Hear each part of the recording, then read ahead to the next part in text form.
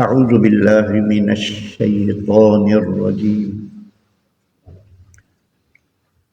بسم اللہ الرحمن الرحیم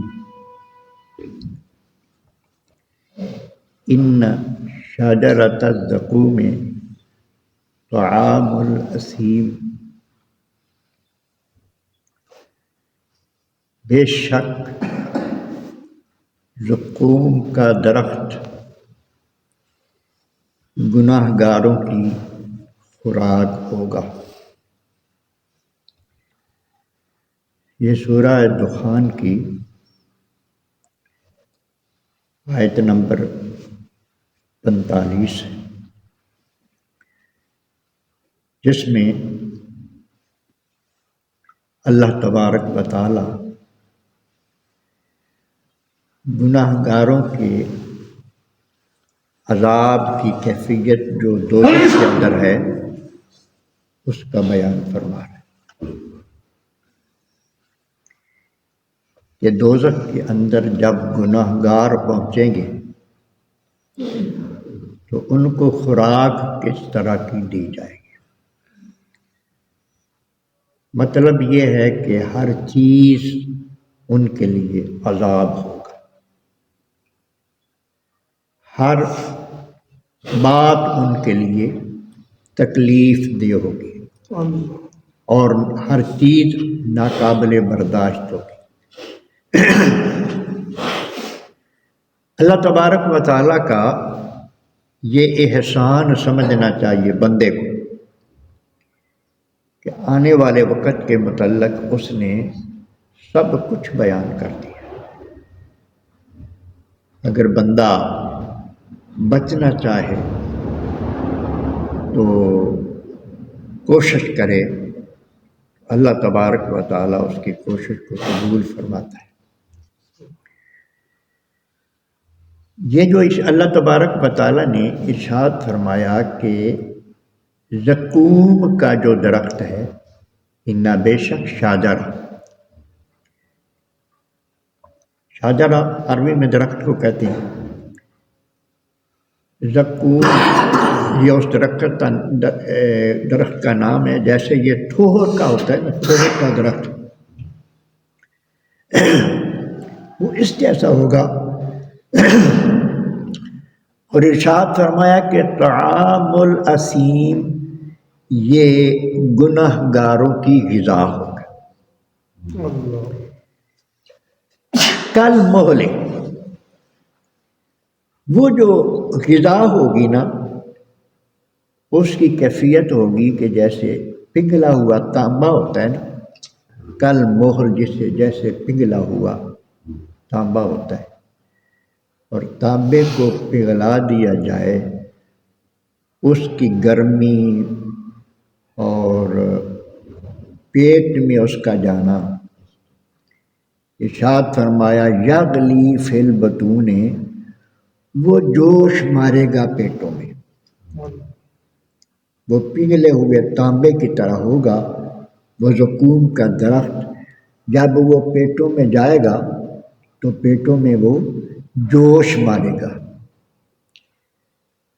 کغلی الحمیم، جیسے سخت گرم پانی کھولتا ہے۔ ہمارے سامنے پانی جب ابل رہا ہوتا ہے تو ہم اس کی کیفیت کو دیکھ رہے ہوتے ہیں، اس پانی کو ہاتھ نہیں لگا سکتے، وہ پانی جسم پر گر جائے تو کتنا انسان کا نقصان ہو جاتا ہے۔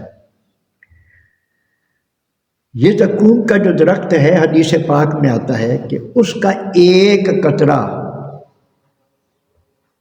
اگر زمین پر گر جائے تو زمین کی زندگی ختم کر دے۔ ایک قطرہ اگر زمین پر گر جائے، وہ جو جہنم کا جو درخت ہے زقوم، نبی کریم علیہ السلام نے ارشاد فرمایا کہ اتنا سخت ہے وہ، گویا کہ ایٹم بم سے بھی زیادہ۔ ارشاد فرمایا اللہ تبارک و تعالیٰ نے، اللہ کا حکم ہوگا خذوہ، اس بندے کو پکڑ لو، ہر بندے کے بارے میں اللہ پاک فرشتوں کو حکم فرمائے گا، خضو ہو، اس کو پکڑ لو، فاتلو ہو، اور اس کو گھسیٹ کر لے جاؤ، سواء الجحیم، جہنم کے درمیانے حصے میں، جہنم کی تہہ میں اس کو لے جاؤ، گھسیٹ کر لے جایا جائے گا۔ دنیا میں اسلام قبول نہ کرنے کی جو وجوہات ہوتی ہیں اس میں ایک بندے کی انا ہوتی ہے، بندے کی اکڑ ہوتی ہے، تو یہ اس کو ذلیل کرنے کے لیے ہے۔ جو انداز جہنم میں پھینکنے کا ہے یہ اس بندے کو ذلیل و رسوا کرنے کے لیے ہے۔ اللہ اکبر، سب کچھ اللہ تبارک و تعالیٰ نے واضح فرما دیا۔ ثم صبو، پھر انڈیلو، فوق راسہ، اس کے سر پر، من عذاب حمیم، کھولتے ہوئے پانی کو اس کے سر پہ انڈیلو، کھولتا ہوا پانی اس کے لیے عذاب ہے۔ یہ انداز ذرا پھر اس کی صدا کا حیرت گم ہو جاتی ہے بندے کی کہ اس کو گھسیٹ کر جہنم میں پھینکا گیا ہے، زقوم کا درخت اس کو کھلایا گیا ہے، وہ اندر سے انتڑیوں کو ریزہ ریزہ کر دے گا، اور پھر اوپر سے حکم ہو رہا ہے کہ اب کھولتا ہوا پانی اس پر انڈیلو، فرشتے اس کو عذاب دے رہے ہیں۔ پھر حکم ہوگا ذق انک انت العزیز الکریم، چکھ اس کا مزہ، اس عذاب کا مزہ چکھ کہ تو بڑا معزز تھا، بڑا مکرم تھا، تو بڑا عزت والا تھا، اب چکھ اس کا، یعنی تیری عزت آڑے آ گئی تھی اللہ اور اللہ کے رسول کی بات ماننے، میں بڑا عزت والا ہوں۔ اور ابو جہل کی الفاظ بھی روایت میں آیا ہے کہ نبی کریم علیہ السلام ابو جہل کے پاس گئے اور آپ نے ارشاد فرمایا کہ میرے رب نے مجھے یہ فرمایا ہے کہ میں تجھے کہہ دوں کہ تو ہلاک ہوگا۔ اس نے کہا، ابو جہل نے نبی کریم علیہ السلام کو جواب دیا کہ آپ کو پتہ ہے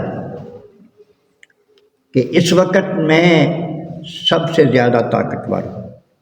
اور اس پوری وادی میں میرے پائے کا کوئی آدمی نہیں،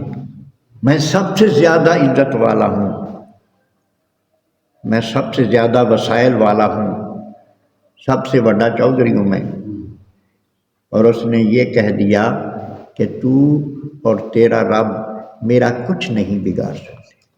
میں سب سے زیادہ عزت والا ہوں، بار بار اس نے،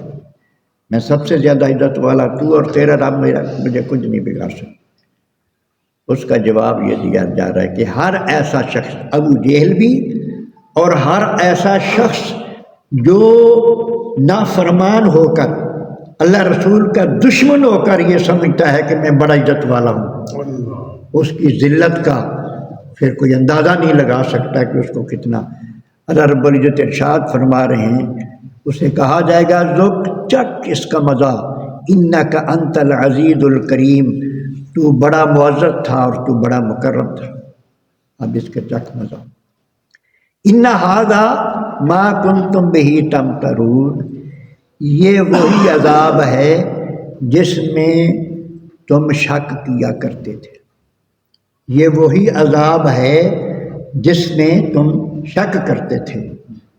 جب عذاب کی آیات ہم پڑھتے ہیں، یقین والا بندہ جو ہے وہ آیتیں پڑھ کے اس کے رونگٹے کھڑے ہو جاتے ہیں، وہ اللہ کی بارگاہ میں توبہ کرتا ہے۔ جو یہ عذاب والی آیتیں پڑھنے کے باوجود بھی توبہ نہیں کرتا،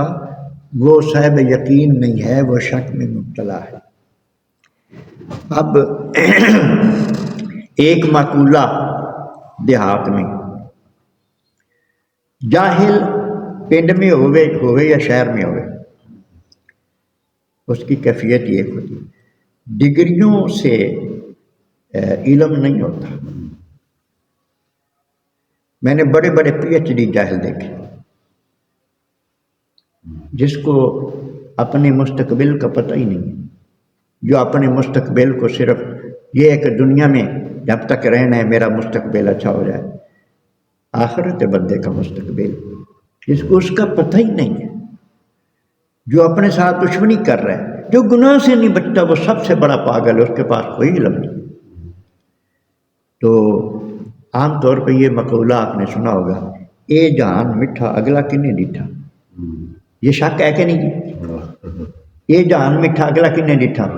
یہ قرآن اگلا جہان ہی بتا رہا ہے نا، جو ایتا سی پڑھیاں نے انہیں کیڑا جہان بیان ہو رہا ہے، اگلا جہان اینج ہونا ہے۔ پھر بھی ڈٹھا ہے ہمارے آقا علیہ الصلوۃ والسلام نے، جن پر یہ قرآن نازل ہوا ہے، حضور دیکھ کیا ہے، نبی کریم علیہ الصلوۃ والسلام کو اللہ نے معراج پر بلایا، دوزخ دکھا دیا،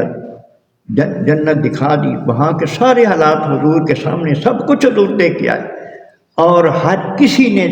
دیکھے پر کا جو منظر مطلب کوئی پیش کرتا ہے، اب یہ اس طرح ہی قرآن مجید نے ہمیں دکھا دیا ہے، اس سے بڑھ کر اور دیکھنا کہ سب کچھ بیان کر دیا، اور کلام بھی خالق کائنات کا ہے۔ اور نبی کریم علیہ الصلوۃ والسلام کا جو ایک نام ہے مخبر صادق، سچی خبریں دینے والا،